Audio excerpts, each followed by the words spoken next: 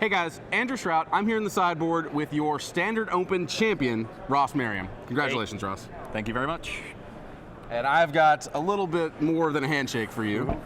Nice trophy. I can put this next to the other one.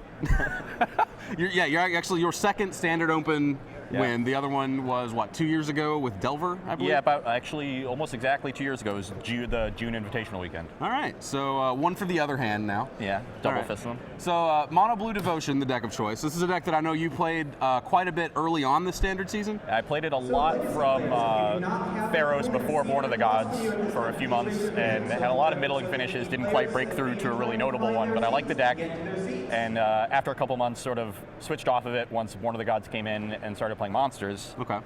But after a few months playing Monsters, I sort of grew tired of some of the inconsistencies that the Junglist can have.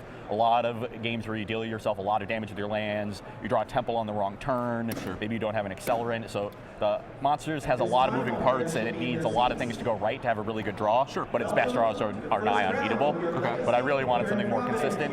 And with the rise of Monsters and other mid-range green decks, like the Naya deck a couple weeks ago, and things like that I thought were really good matchups for Mono Blue, I decided to switch back. Okay. Also, the addition of Hall of Triumph, which I was playing 2 copies of in my main, is excellent against the Black Devotion decks while still being pretty reasonable against everything else. Sure.